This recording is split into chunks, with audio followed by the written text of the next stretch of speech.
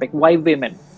Well, Indonesia has over 60 million micro, small, medium enterprises, right? And then half of them are operated by women.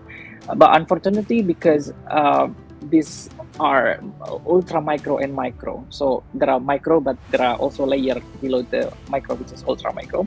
So typically informal businesses, and therefore, from the point of view of conventional banking systems, they are not bankable because of many limitations, and therefore Amarta put ourselves in the positions of serving the pre-bankable customer, so that those people can be served through the financial services that Amarta provided. How can we make sure that whatever we are building doesn't just address immediate needs, but instead starts working to challenge and transform underlying structures and norms that really perpetuate gender inequality?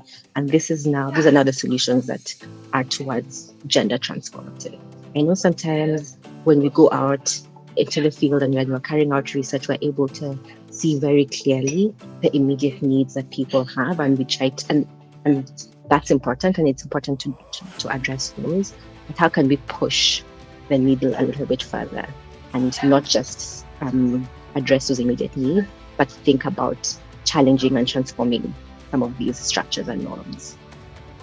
46% is all participants did not have account bank or e-wallet previously. After they are beneficiary, they create account and e-wallet. So we push them to having at least e-wallet or a bank. And access to a financial opportunity and access to be able to build your own financial streams is really telling people that everyone is allowed to dream, to do what they want, to achieve what they want. And as a community, we will take the responsibility to remove the barriers on the way. So we might be working on gender inclusion, we might be working on disability inclusion, but these all intersect at some place, and it creates a ripple impact, which is a very, very strongly required movement.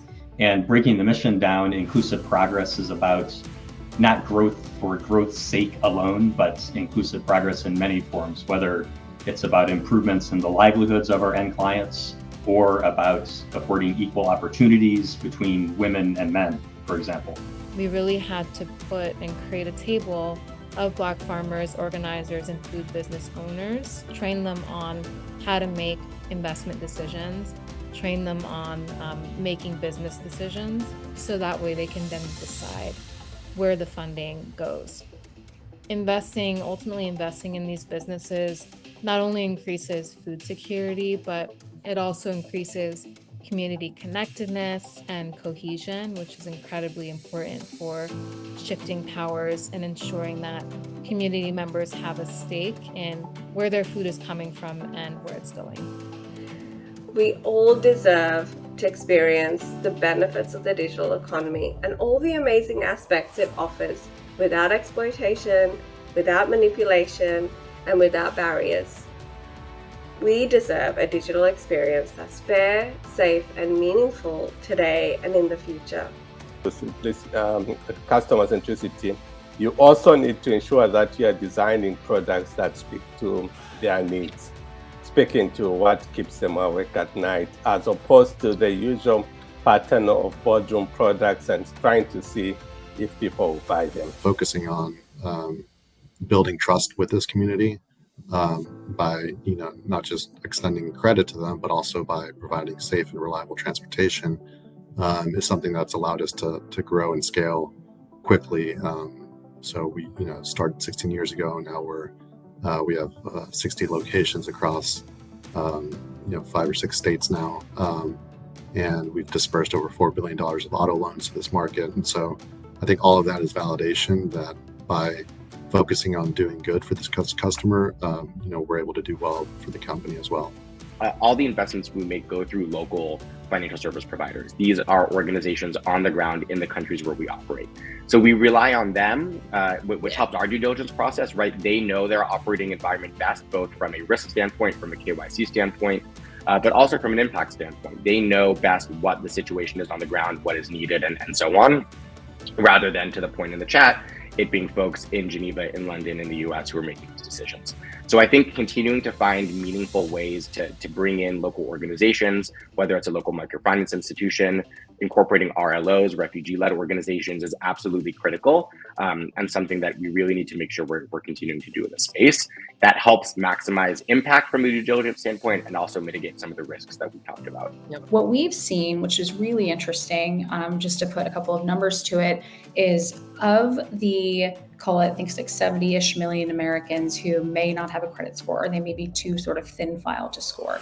That's a big problem. That's a lot of adults who are effectively being sidelined and sort of aren't able to access products and services that, with this data, you see they actually deserve. Right. So we've done a substantial amount of work with our lending partners at looking at this deposit account transaction data, this open banking data, and understanding it, categorizing it, structuring it, being very, very careful about how we do that. So we think about privacy a great deal. We think about fairness a great deal.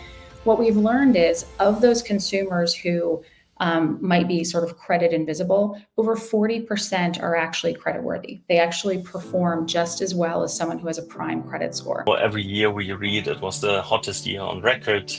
Every hurricane season is worse than the previous one. Every flooding season is worse than the previous one too. And not talking about wildfires and other consequences of climate risks. So what we see is climate change is here. It's not a topic for the future generations. It is something that is happening today. And the big injustice is really that those that have least contributed to this, overall disaster are those most affected, the most vulnerable. So rural communities, marginalized communities and populations, the elderly, the youth, and much too often women. So what we see is we have this really disbalance when it comes to how we treat climate change, and the financial sectors in general and credit unions specifically. They have not only the huge opportunity to address these topics, but they also have the responsibility to work with their members.